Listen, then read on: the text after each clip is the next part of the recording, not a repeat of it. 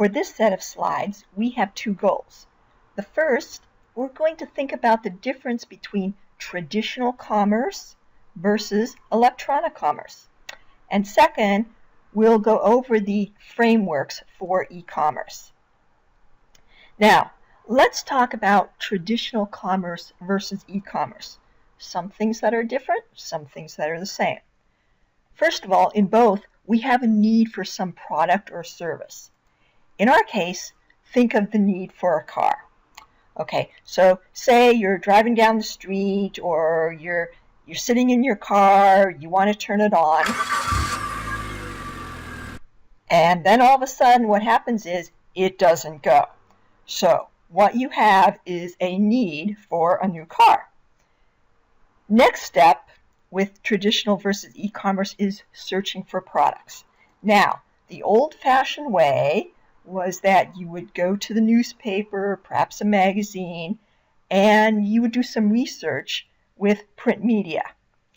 That's a little bit different with e-commerce, because with e-commerce you just go online any time of the day or night and you can actually search for products in a variety of different sites. Next is selecting the vendor or the product. It's kind of the same, is that you do some research into, say, your car. Okay, what sort of mileage do you want? What sort of color? What sort of price? And then you make the decision whether or not you want to purchase that particular car or not. Then you can negotiate. And it's a little bit different. It sort of depends on the product and the vendor on negotiation. Now, in traditional commerce, what you would do is you would actually go in to the auto dealer and you'd negotiate with the used car salesman, which never is really pleasant. But in online commerce, it sort of depends. Now, sometimes you can email the company back and forth and maybe negotiate that way. Maybe especially, say, for example, you're looking for a trip and you want to negotiate some things. That's possible. Other times, depending upon the situation, like say you're purchasing something from Amazon, you may not be able to negotiate. So it sort of depends. Then next is you actually make the payment. Now, traditional commerce, what you would usually do is if you're purchasing a car, you would write a check, use a debit card, use a credit card, maybe a money order, something like that. With e-commerce, I actually think it's a little bit easier because you can just use PayPal, you can use your debit or credit card, so there's different ways that you actually can make payments for in e-commerce. Performing maintenance, it sort of depends on the product or the company. Situations like, say, your banking account, well, you can easily make maintenance that way. You can get on, you can see what it is, make transitions. However, unfortunately, with purchasing a car, it's a physical item, you can't really perform maintenance with e-commerce yet with a car.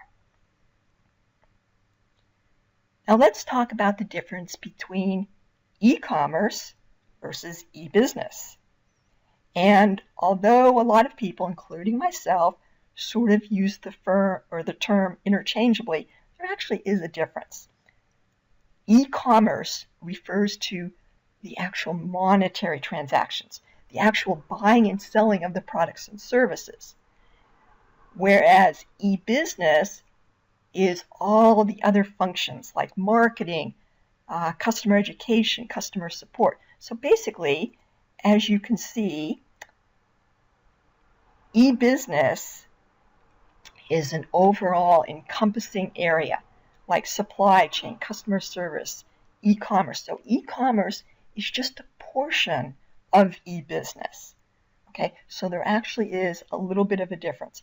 So e-commerce is actually selling something, and it's really bringing customers to your website and effectively marketing your products or services. Now, this particular slide looks a little bit intimidating, but once you get to actually look at it, it's really not. This is a framework for describing the e-economy. Now up at the top, what you see are some columns: market, political, infrastructure. And that's the environment that can affect whether or not your site is successful or not. Then on the left-hand side, what you have is the readiness or the uptake and use of actual e-business. So let's take a look at one example. At the top left, you've got citizen readiness. Are the citizens in a particular company actually ready to take part in e-commerce? And a lot depends. What are their IT skill level in that particular country? I mean, do they actually feel good about payments online? So you have to take a look, and depending upon where you sell, different citizens may or may not be ready.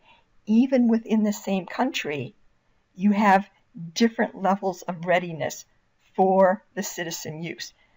In some cases, say perhaps pensioners, maybe they may have only a basic use or basic knowledge of websites, whereas maybe other times if younger people have been brought up already with the web, they maybe have more skills. So a lot depends on who your audience is. Now, let's look at the top right-hand side under infrastructure, and let's take a look at government readiness. Some governments are very much into promoting the use of electronic commerce. Take the case of Estonia. That particular national government, they're really pushing things like e-voting. I mean, practically most of the students there do some sort of online studying. So that government's really promoting. Whereas you might have a situation where a government's coming out of a civil war or there's political unrest. The government has other things to worry about. So they're just not into really pushing all the strategies and the basic infrastructure of electronic commerce. So you have to think, when your company is going to be going into business in other countries, are the citizens ready? Are the businesses ready? And is the government ready?